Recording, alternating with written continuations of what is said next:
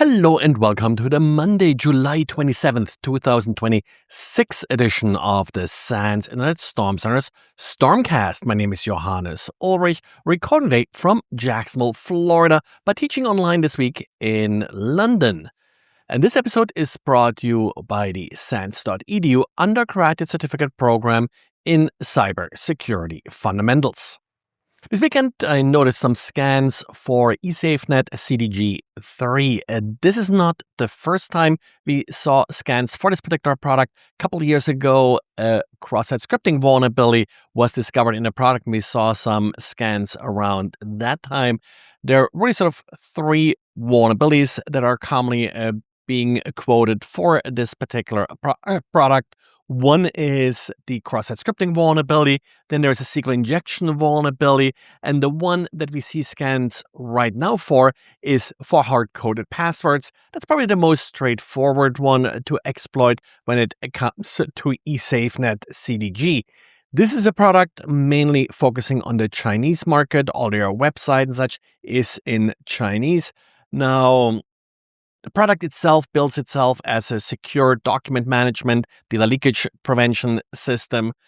The vulnerabilities, while the fixed password stuff is pretty bad, but I think are sort of in line with what we typically see with these kind of expensive products that are proposing to be more secure than others, but still have some of these same vulnerabilities.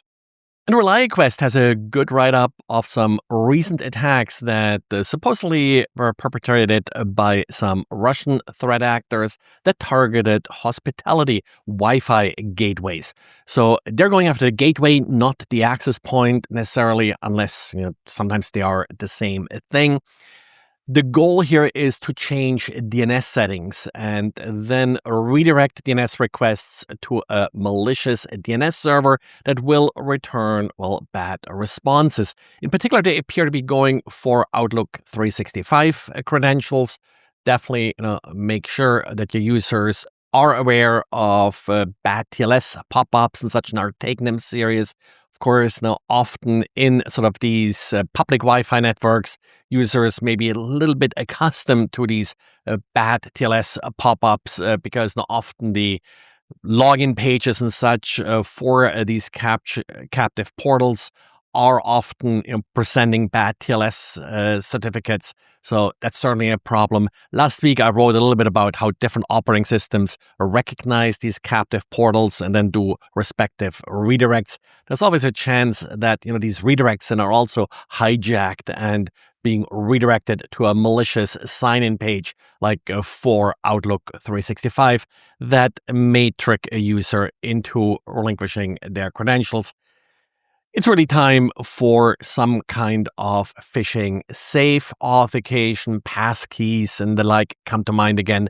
And what typically is done, sort of even with default Outlook 365, if you do have multi-factor authentication, isn't strictly speaking phishing safe.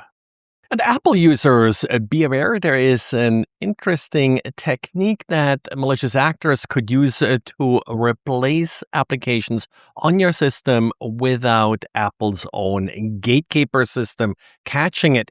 This was published by Talal Bakri and Tommy Misk. They reported to Apple, but Apple apparently has, after looking at it for about a month, closed the report and does not intend to fix it.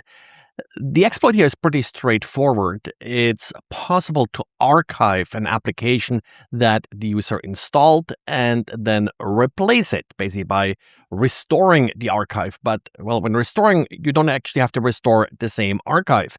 You could replace the application. Now, Apple has this Gatekeeper system that is sort of a basic antivirus that will check the executable as it's being loaded the first time, but it's only executed on the first time. So later on, Gatekeeper is no longer involved. And that, of course, is being exploited here. That Gatekeeper considers the application now safe and will no longer change it, even after the user has replaced it with the altered archive.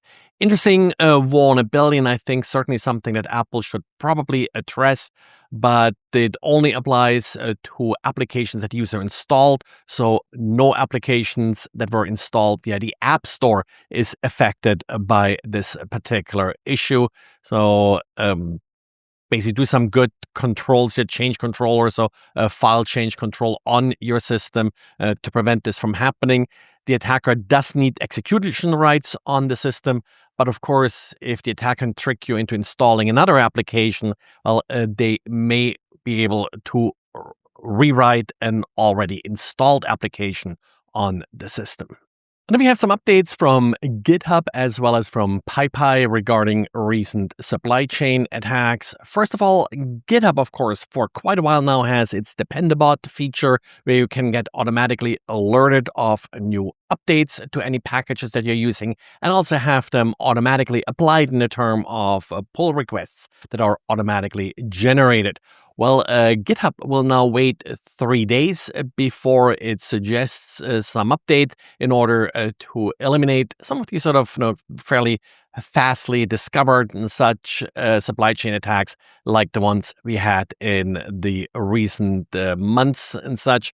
Now, PyPi, on the other hand, takes a little bit of a different approach. PyPi, of course, manages Python packages, and authors are only allowed to add new files to new releases of their Python package within 14 days. So after 14 days, they have to label it as a new release, which of course could trigger, then again, some additional reviews.